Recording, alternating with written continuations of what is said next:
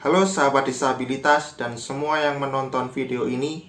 Semoga kita tetap diberikan kesehatan dan kita tetap semangat menjalani hari-hari kita. Dalam konten ini saya akan berbicara tentang disabilitas dan kekerasan verbal yang dihadapi seorang anak penyandang disabilitas. Baik, berbicara mengenai disabilitas, kita perlu memahami dulu apa itu definisi disabilitas. Kamus Besar Bahasa Indonesia mendefinisikan disabilitas sebagai keadaan seperti sakit atau cedera yang merusak atau membatasi kemampuan mental dan fisik seseorang. Menurut resolusi PBB nomor 61/106 tanggal 13 Desember tahun 2006 menyebutkan bahwa penyandang disabilitas merupakan setiap orang yang tidak mampu untuk menjamin oleh dirinya sendiri seluruh atau sebagian kebutuhan individual normal dan atau kehidupan sosial sebagai hasil dari kecacatan mereka, baik bersifat bawaan maupun tidak, dalam hal kemampuan fisik atau mentalnya.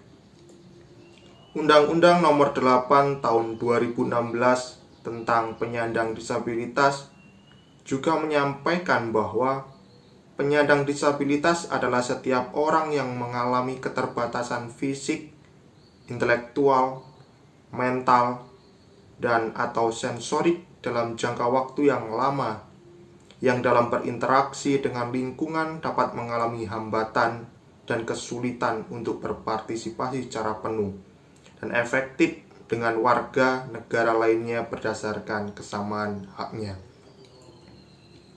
Dari pemaparan mengenai disabilitas berdasarkan data Badan Pusat Statistik atau BPS dalam profil anak Indonesia pada tahun 2020, diketahui ada sekitar 0,79% atau sekitar 650.000 anak penyandang disabilitas dari 84,4 juta anak Indonesia. Hingga 30 Maret 2021, diketahui sebanyak 110 anak penyandang disabilitas dari total 1.355 anak korban mengalami kekerasan. Data tersebut dilansir dari Sistem Informasi Online Perlindungan Perempuan dan Anak tahun 2021. Dari data tersebut dapat dilihat bahwa anak dalam kondisi disabilitas masih rentan mengalami kekerasan meskipun tidak semuanya. Kekerasan yang dialami para penyandang disabilitas bisa secara fisik, verbal, ataupun seksual yang biasanya terjadi kepada para kaum perempuan dengan penyandang disabilitas. Namun, dalam video ini akan lebih melihat kekerasan dalam bentuk verbal yang secara sengaja atau tidak diterima anak-anak penyandang disabilitas, baik itu dalam lingkungan masyarakat, sekolah, ataupun keluarga itu sendiri. Pertama, kita akan membahas bentuk kekerasan verbal yang ada dalam masyarakat. Masyarakat menjadi salah satu tempat untuk seorang anak dapat menghabiskan waktunya.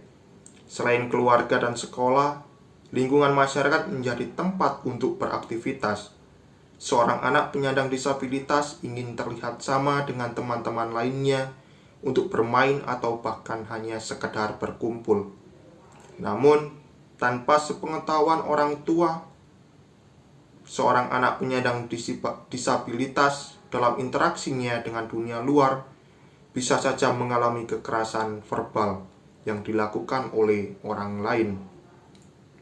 Seperti contoh, prediksi negatif yang diberikan masyarakat. Contoh kalimatnya, kamu dengan kondisi seperti itu nantinya pasti tidak akan menjadi apa-apa.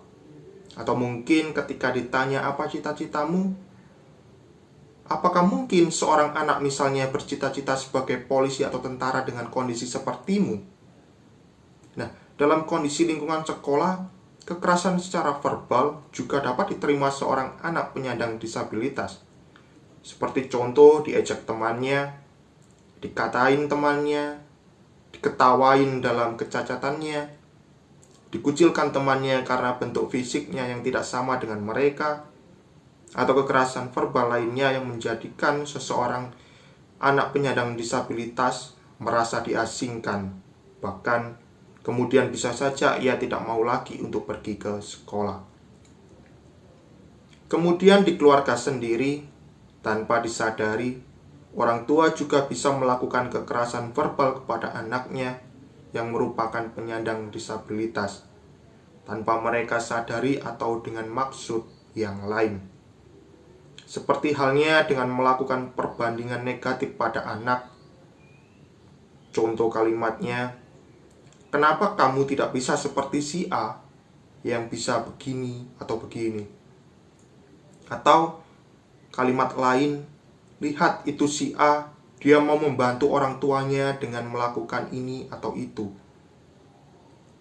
Tanpa disadari, orang tua telah melakukan tindakan kekerasan verbal kepada anaknya. Meskipun sebenarnya alasan orang tua demikian adalah untuk mendidik anak dengan tegas dan keras. Namun, mereka lupa bahwa kemampuan yang dimiliki anaknya yang adalah seorang penyandang disabilitas dalam keterbatasannya tentu berbeda dengan seorang anak yang normal. Mengapa dalam konten ini saya memilih membahas kekerasan verbal ketimbang kekerasan lainnya? Karena melalui kekerasan verbal ini, seseorang akan secara langsung terserang pikirannya dan mentalnya, sehingga hal tersebut dapat mengganggu psikologisnya. Kebanyakan dampak dari kekerasan verbal ini justru lebih besar ketimbang kekerasan fisik. Karena ketika mental seseorang anak terpengaruh hal yang negatif, itu membutuhkan waktu yang lama untuk sembuh karena membekas dalam hatinya. Berbeda dengan kekerasan fisik yang hanya membutuhkan waktu singkat untuk sembuh. Dampak yang diterima anak penyandang disabilitas dengan kekerasan verbal antara lain, anak akan menjadi kurang percaya diri, cenderung tertutup, depresi, bahkan tidak mau untuk pergi ke sekolah. Untuk itu, sangat penting untuk bersama kita perhatikan secara lebih mereka yang membutuhkan perhatian khusus dalam keterbatasannya untuk juga mempunyai hak yang sama dalam menjalani kehidupan yang layak, baik di tengah-tengah masyarakat, sekolah, dan terlebih keluarga itu sendiri. Kita perlu bijak untuk memberikan respon yang positif untuk mereka, sehingga tumbuh kembang mereka juga dapat berjalan dengan baik dan semestinya. Dan kehadiran kita di tengah-tengah mereka menjadikan mereka sama dengan kita. Terima kasih. Semoga konten ini bermanfaat untuk mengedukasi kita bersama. Sampai jumpa.